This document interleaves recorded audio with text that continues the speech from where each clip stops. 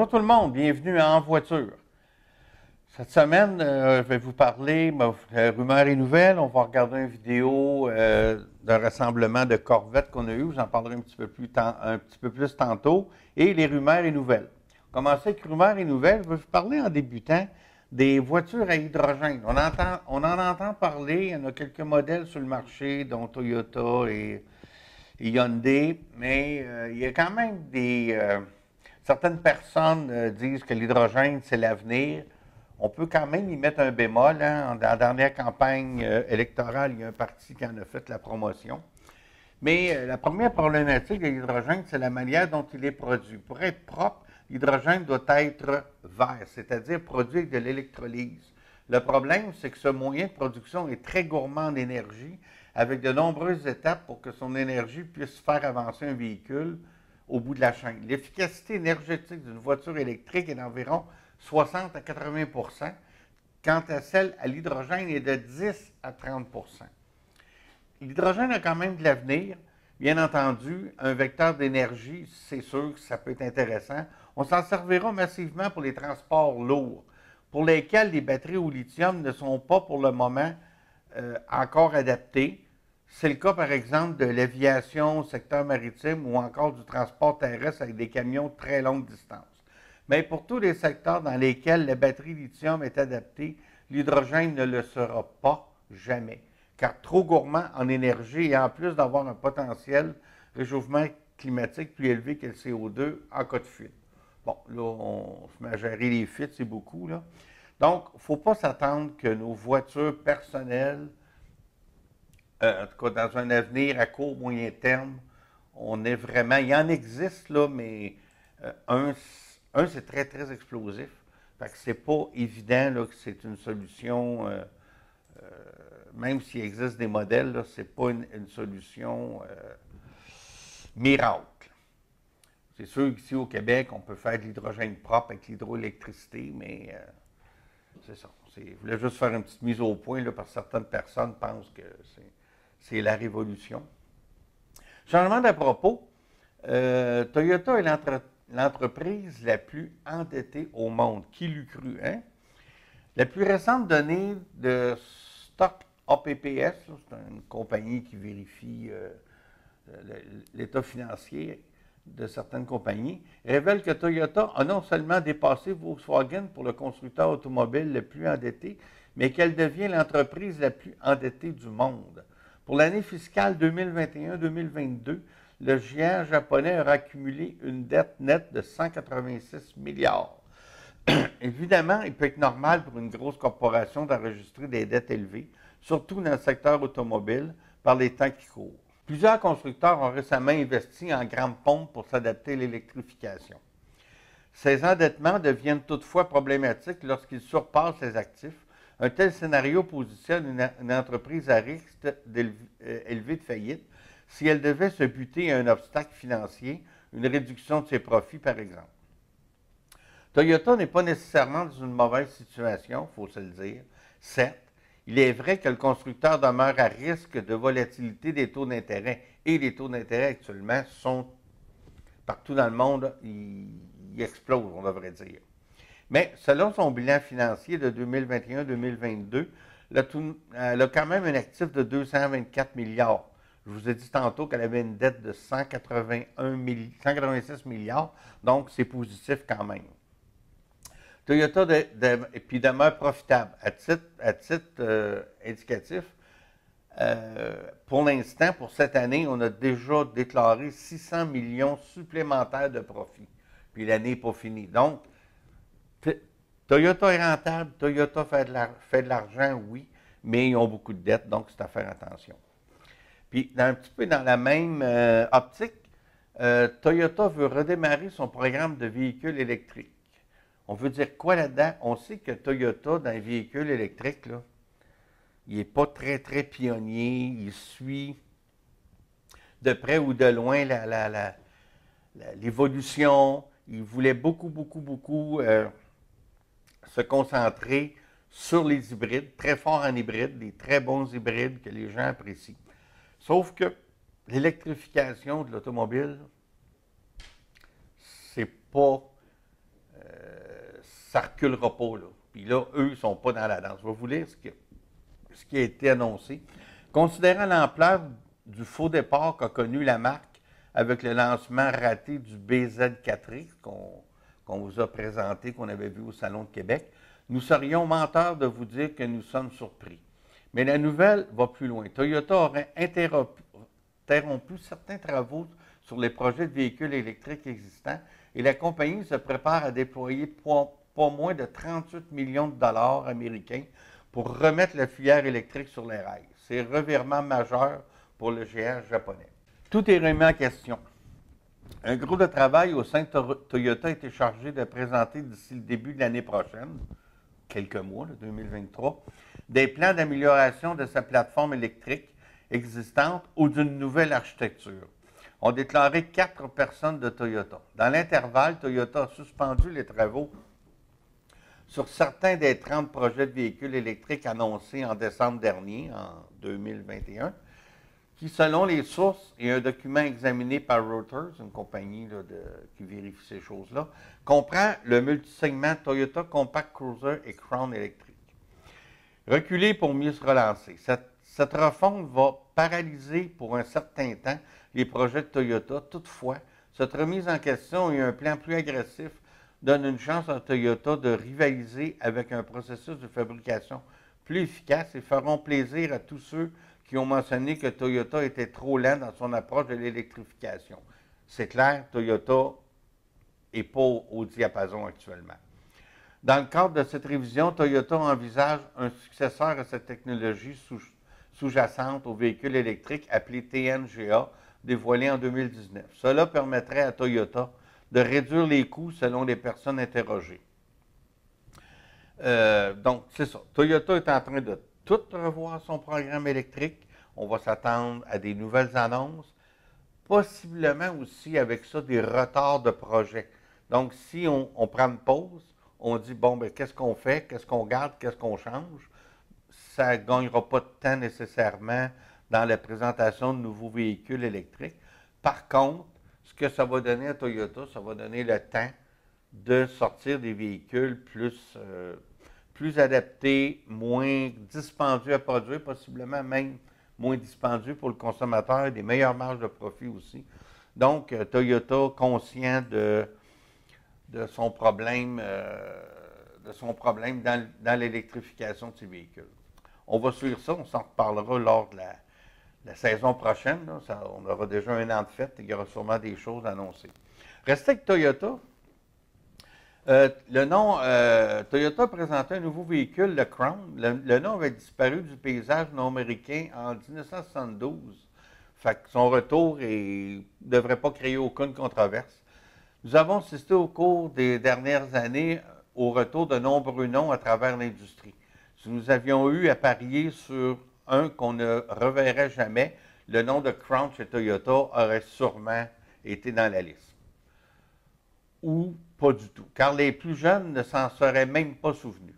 Le nom a vu le jour en 1957 avec la Toyopet Crown, la première voiture de Toyota destinée au grand nombre au public. La voiture s'est pointée au Canada en 1965, mais en 1972, le nom disparaissait de la carte en Amérique du Nord. Et voilà qu'un peu plus de 50 ans plus tard, il est de retour. Oui, il s'agit d'une surprise, même si ça fait quelques semaines qu'on avait entendu des rumeurs. Et à quoi va ressembler la nouvelle Toyota Crown?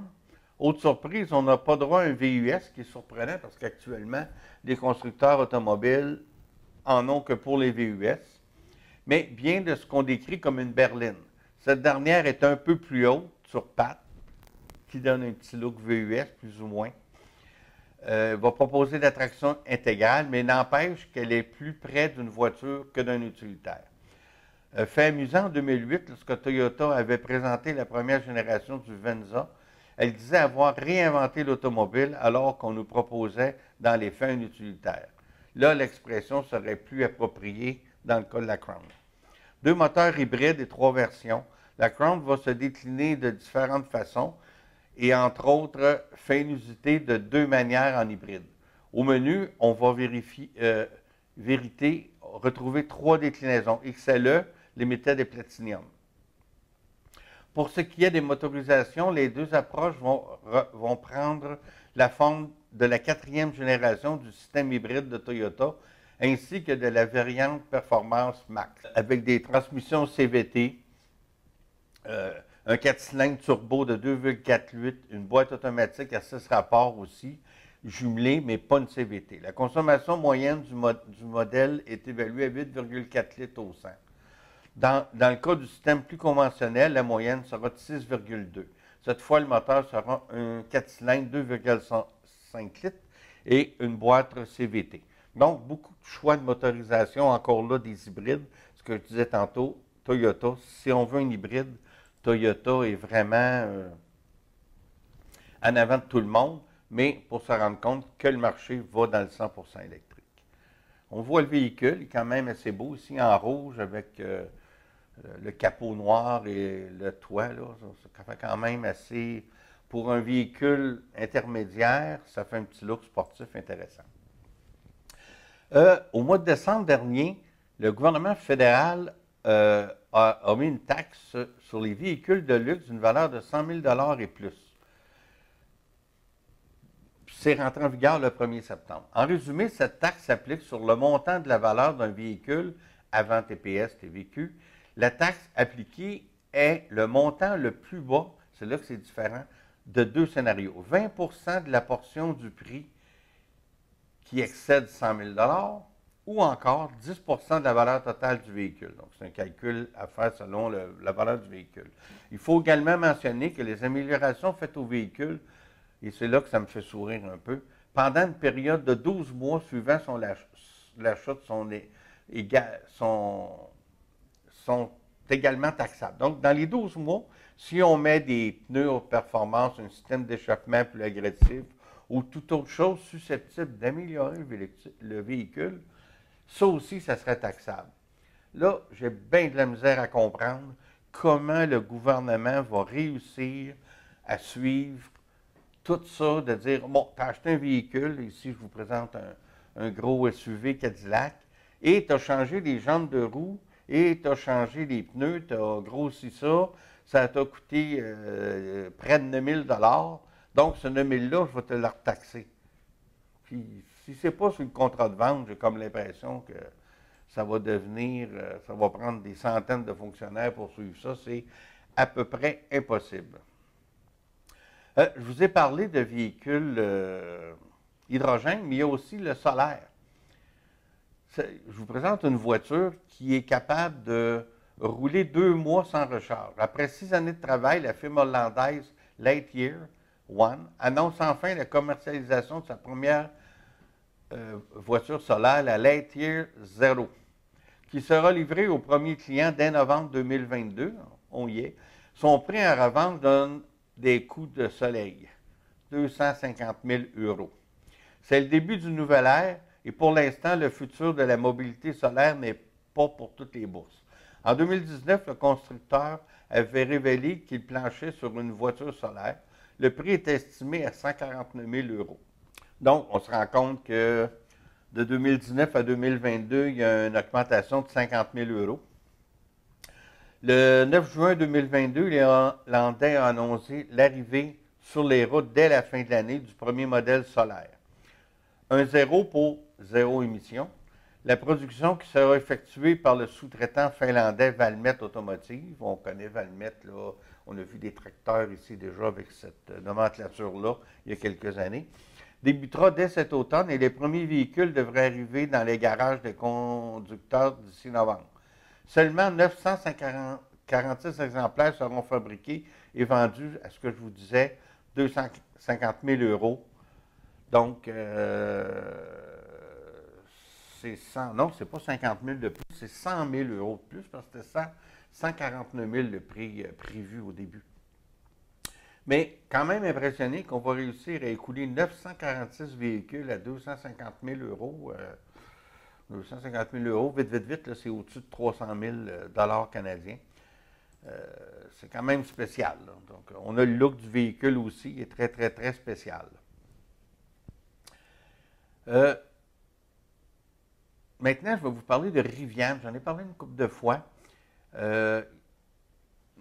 avant, bon, dans une lettre là, de Rivian, on confirmé que la camionnette électrique ne sera pas livrée avant le second semestre de 2023, entre 9 mois et un an après l'estimation initiale. D'autres propriétaires, on parle de livrer au Canada, parce qu'aux États-Unis, il y en a déjà.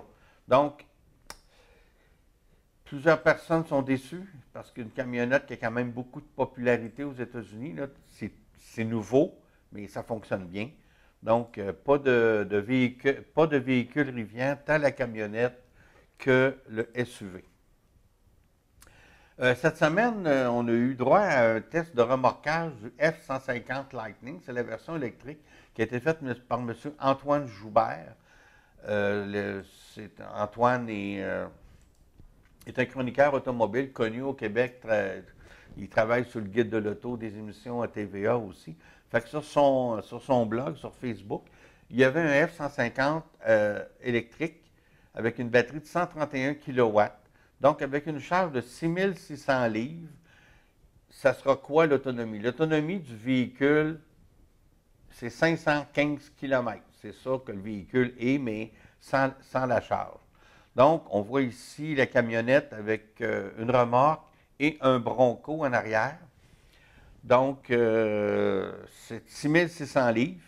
Et écoutez, on est au mois d'octobre, il fait beau. Il a circulé pas de chauffage, pas de climatisation, il n'y en avait pas besoin. Donc, c'est vraiment l'énergie. Elle a servi à déplacer le véhicule et sa remorque. Et il a été bon pour faire 200 km.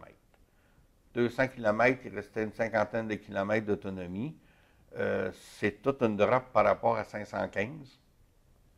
Là, comme il disait, imaginez-vous que la remorque, c'est une remorque fermée, qui prend dans le vent, il fait froid, puis tu as du chauffage, puis tu es en hiver, ta batterie est moins performante. Fait que pour ce qui est des camionnettes électriques, si je regarde ça, on n'est pas tout à fait rendu. Là. C'est pas, si tu t'en sers comme une automobile, oui, mais de là à dire qu'on va remorquer avec ça, c'est pas sûr. Je vais vous parler d'une marque qu'on ne parle pas souvent, qu'on voit sur nos routes, souvent plus en périphérie de Montréal. On en voit moins par ici, pas vraiment de concessionnaire. Le Land Rover Defender 2022. Si la majorité des VUS n'ont pas les munitions nécessaires pour charmer les puristes, certains font toutefois exception. On peut penser aux VUS à caractère sportif comme Porsche Cayenne qui nous fait pratiquement oublier qu'on se retrouve à bord d'un véhicule de cette catégorie, ou même aux VUS tout-terrain comme les Toyota 4Runner, Full Bronco, qui débordent de caractère. À mi-chemin entre tout ça, il y a le Land Rover Defender qui n'a absolument rien d'ennuyant. Un look à tout casser, hein? Franchement, vous allez voir les photos, c'est très beau. Présenté initialement au Salon de l'Auto de Francfort en 2019, le Land Rover Defender de génération actuelle est arrivé en tant que modèle 2020. Infiniment plus moderne que son prédécesseur, ce Defender ne renie rien de son passé d'aucune manière. Positionné davantage comme un véhicule de luxe, il conserve néanmoins sa gueule de 4x4 capable d'affronter à peu près n'importe quoi. Un moteur V8 épatant. De série, le Land Rover Defender est livré avec un moteur turbo-compressé 4 cylindres 2 litres. Il n'y a pas beaucoup de gens qui ont eu la chance de le conduire, puis évidemment pas moi. Mais c'est une mécanique qui doit être un petit peu juste avec ses 296 chevaux.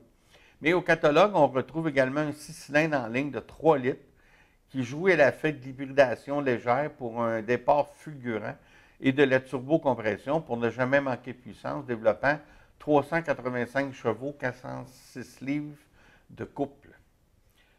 Cette mécanique nous apparaît la plus adéquate pour ce véhicule. À l'été 2020, il avait présenté un Defender 90 doté de cette motorisation et c'était très, très concluant. Finalement, au mois d'août dernier, il y a eu une version 110 du Defender avec moteur V8. Pas n'importe quel V8, il s'agit d'un bloc cylindre de 5 litres qui est agrémenté par un compresseur déployant 518 chevaux.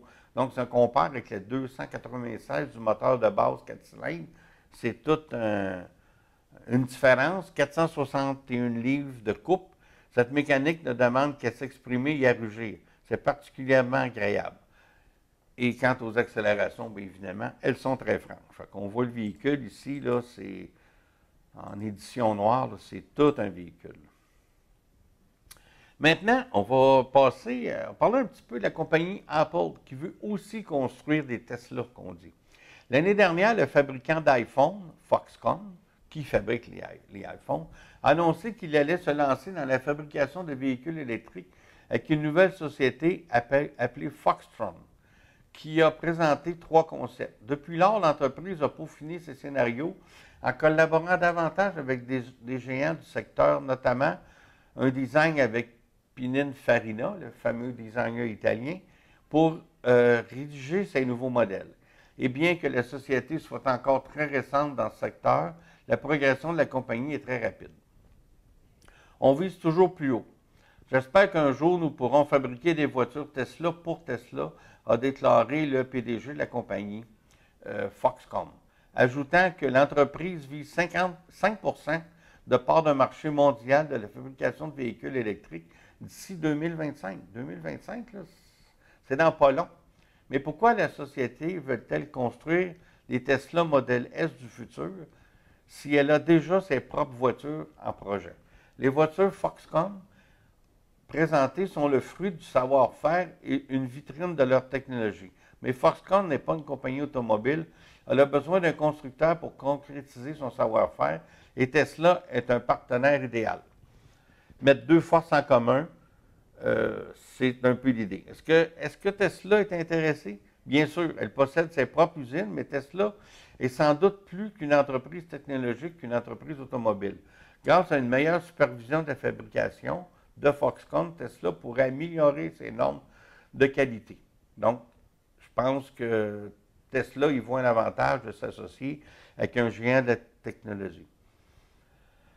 Est-ce que cela se produira-t-il? Une question à 100 000 $.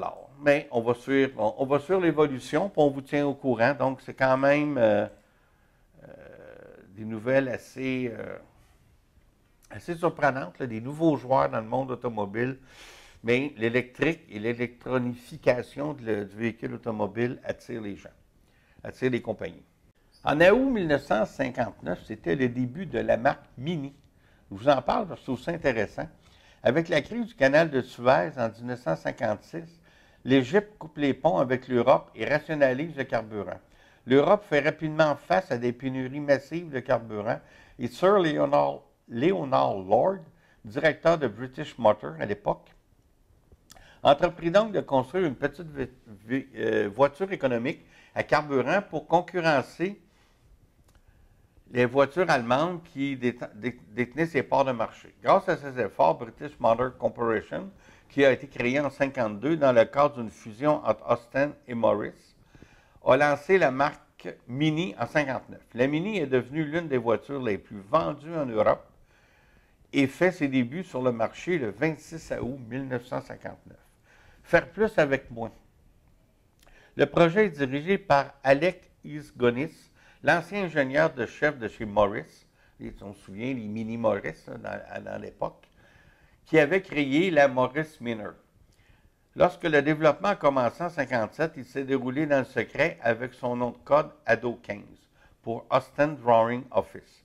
La voiture était prête à être approuvée en seulement 2 ans et demi. Lord a immédiatement approuvé le projet et le véhicule à traction avant commençait à sortir des lignes de production avec un prix équivalent à seulement, tenez-vous bien, 800 $. Il était commercialisé sous 2 noms différents, Austin Civic 7 et le Morris Mini Minor. La seule différence étant la calandre. En 1962, il était connu sous le nom de Mini. John Cooper a commencé à construire des Mini à haute performance en 1961, leur donnant le nom de Mini Cooper. Plus de 5 millions d'unités. La production s'est poursuivie jusqu'en 2000, date à laquelle 5,3 millions de Mini ont été produites, filiale du groupe allemand BMW depuis 1994. La compagnie allemande a d'abord commercialisé pendant quelques années la Mini originale, avant de lancer en 2001 la nouvelle génération. BMW a alors choisi d'écrire les lettres majuscules Mini pour différencier la génération des véhicules anciens. Donc, tantôt, on parlait de Toyota et des problèmes financiers. On va parler de Hyundai. Alors que Hyundai devrait enregistrer des bénéfices records cette année, la firme coréenne affirme avoir adopté une position plus haut de gamme et souhaite également accélérer son plan d'électrification, comme tout le monde. Si la firme coréenne a toujours eu une image de constructeur grand public et plutôt accessible, elle souhaite désormais adopter un tout autre positionnement. C'est en tout cas ce que nous a annoncé le très sérieux site Automotive News, qui cite un porte-parole de Hyundai affirmant que celle-ci se concentrera sur la reprise des ventes grâce notamment à une stratégie visant à améliorer son prix de produit avec des SUV, des VUS et des modèles de luxe. Nous devrions donc nous attendre à voir plus de modèles surélevés et haut de gamme au cours des prochaines années, avec un prix moyen qui pourrait donc fortement grimper, mais cette stratégie pourrait s'avérer gagnante alors que la marque s'apprête à enregistrer des bénéfices records. Donc, quand on regarde le prix des véhicules électriques, on regarde tout ça, c'est toujours assez dispendieux, même les modèles de base. Si de plus, on s'en va vers des modèles plus luxueux, bien là, ça doit devenir très, très dispendieux. J'ai ici une photo de la Hyundai EV6, techniquement la même mécanique que la EV5, là, et Ioniq 5. En tout cas, on verra ce qui va arriver, mais le profit est toujours la mère de tous les dirigeants d'entreprise. Bon, ça fait le tour pour les rumeurs et nouvelles cette semaine. On va passer à une petite vidéo qu'on a fait cet été sur un rassemblement de Corvette qui a eu lieu au vignoble Coteau des Artisans, ici à Béthanie. Écoutez, moi je pensais qu'il y aurait peut-être une centaine de Corvettes. Je ne les ai pas comptées, mais il y en avait facilement tout près de 300. Il y avait de très belles Corvettes, là, des anciennes, des nouvelles, des modifiées aussi. Donc, on regarde ça ensemble. Cette belle journée du mois de juin, on est à un événement Corvette qui se tient ici au Coteau des Artisans, qui est un vignoble situé à Béthanie. Donc, on va faire le tour, on va regarder les véhicules, on va faire certaines entrevues avec des propriétaires de Corvette. Il y en a de toutes les années, de toutes les couleurs, de tous les modèles. Fait que on va regarder ça ensemble. Bonjour, monsieur. Bonjour. Hey, vous avez une super belle Corvette. Puis, entre vous puis moi, là, rouge, c'est une belle couleur pour une Corvette.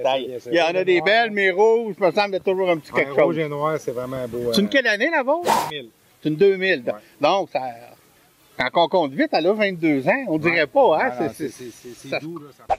Ouais. Puis c'est une Z06, donc il y a un totomoteur là-dedans. Oh, oui, vous connaissez ça?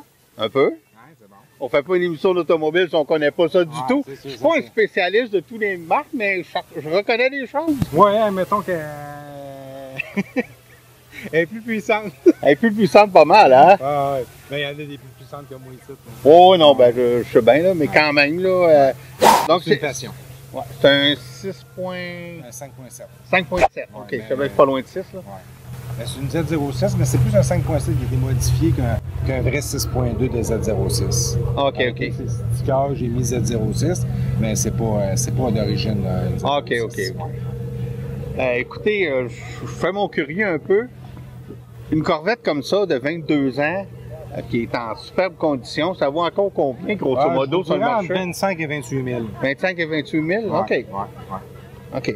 Ça vaut la peine. C'est sûr que c'est des autos qui sortent juste l'été. Vous, en plus, elle est convertible, là. Oui, c'est ça. Puis il faut tout le temps en rajouter un peu pour la garder propre et en santé. En santé. Ouais. Vous êtes de quelle région? Québec. Québec? Ouais. Ouais. Bien, bienvenue dans le canton de l'Est. Merci beaucoup. Bonne journée. On va revenir.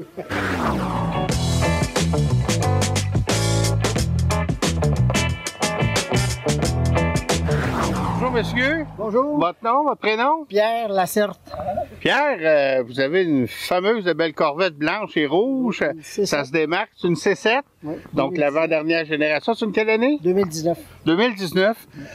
Écoutez, elle est... il y a pas ça T-top encore, c'est ça? Ouais, c'est trois Targa qui appellent. Trois Targa, OK. Oui, parce que le T-top, il y a une petite barre dans le milieu, là. C'est ça. Puis le moteur, c'est motorisé quoi, ça? C'est un... C'est un 6 litres. .2. 6 litres, point 2. OK. Donc, ça a tout commencé à se déplacer pas mal. Ça dit bon. C'est pas comme une Z06, là, mais. Ça doit pas être loin, loin. Oui, oui. Pas loin, hein? Puis, ça fait longtemps que vous l'avez possédé? Ça fait 2 ans, celle-là. Ça fait 2 ans. J'ai eu une 2007 avant, OK. une Z51. OK. Puis après ça, j'ai eu une 80. OK. Plus vieille un peu. OK. Puis, il avait retourné sur l'autre bord. OK. Je pense que c'est ma dernière, en tout cas. On va voir. Oh, vous êtes encore jeune. Vous êtes de quel coin? Valleyfield. Valleyfield. Puis, vous êtes rendu dans le canton de l'Est. Bienvenue. Oui, oui, c'est un beau coin, j'aime ça. Oui, c'est un beau coin, le Il n'y a pas de vignoble. moustiques, on est correct. Non, les cantons de l'Est, c'est notre bonne réputation. Il n'y a pas beaucoup de moustiques. On est, c'est tout le temps comme ça, c'est pas pire. Fait que, ben, c'est ça. Fait que c'est manuel, automatique? Automatique, ça. Automatique. Il y en a quelques-unes manuelles, mais c'est assez rare, hein? Ouais, mais moi, j'ai une automatique. Ouais, c'est Je suis ça. camionneur, puis je passe ma semaine à shifter. Là. À shifter, fait que Fin de là, semaine, là, je vais- c'est tranquille, on se paye du luxe. Ben, merci, belle voiture. Merci beaucoup.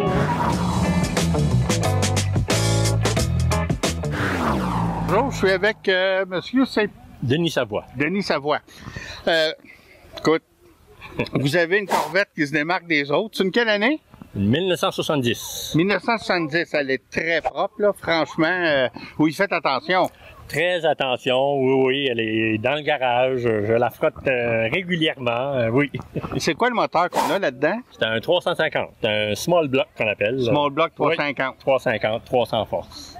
Ah, quand même, 300 forces Oui. Pour une voiture De pas très- 52 ans de vieux. 52 ans, hein, ça va vite, là, parce que moi, c'est un peu les Corvettes de mon enfance qu'on oui, voyait. ben oui, moi aussi. Puis, c'est une manuelle ou Non, automatique? elle est automatique, Elle est automatique. 3 vitesses. 3 vitesses. Ouais. Hey, aujourd'hui, 3 vitesses, hein, ils parlent de 8 et 9 vitesses. Hein, ça. Ah non, non, c'est ça, exactement. Là. Tu pars, 1, 2, 3, c'est fini. C'est fini, il n'y a plus d'autre Ah oui. chose. Écoutez, elle est super belle, convertible en plus. Ça, Convertible. C'est une auto que j'ai achetée en 2001. En 2001, OK. Oui, j'ai pris ça dans le coin de Chicoutimi. OK. Et puis après ça, mon cousin du Nouveau-Brunswick l'a restauré. Puis ça a été un processus d'environ 19 ans. De restauration? 19 ans de restauration. Tabarnouche, hein? Ouais, c'est ouais. quand même... C'est elle est- ce qu'on appelle un frame-off. Ah, c'est ça, ça va Tout dire. démanché. Elle a tout été démanché pièce par pièce et on refait Complètement. tout, là. Oui, oui, oui, oui. Curiosité comme ça vaut quoi sur le marché aujourd'hui? Ça... Je dirais environ 60 000 peut-être, dépendant des... C'est un gros bloc, petit Ouais. bloc, dépendant de la condition. Votre condition elle semble excellente, là. OK, puis vous êtes de quel coin? Je viens de La Chute. La Chute, ben bienvenue dans le canton de l'Est. Merci. On a une merci. belle place ici Très pour beau coin. un rassemblement comme Très ça. belle là. vignoble, Ouais. c'est très beau, la rivière ici, là. Ouais. Très, très beau. Ben merci beaucoup pour votre temps.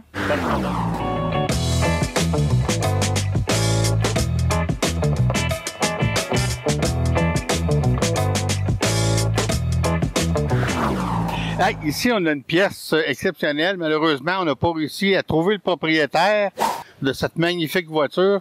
C'est une Corvette 58. C'est dans les premières générations. Écoutez, c'est ce qui a fait rêver la génération Elvis Presley. Il y a des gens ici ils m'ont dit c'est le trésor de la place. Tout le monde dit que sa Corvette est la plus belle, mais celle-là, elle est vraiment exceptionnelle. Corvette 58. C'est quelque chose dans cet état-là, rendu en 2022, là, c'est une vraie belle voiture. J'espère que le reportage vous a plu. Aussi, j'ai regardé le prix de l'essence, pas réellement bougé cette semaine. 1,65,6, on était à 1,68 la semaine prochaine, légère baisse, la semaine passée, je dis. Mais on a vu des prix encore jusqu'à 1,71,7 $. Donc, il n'y a pas de tendance.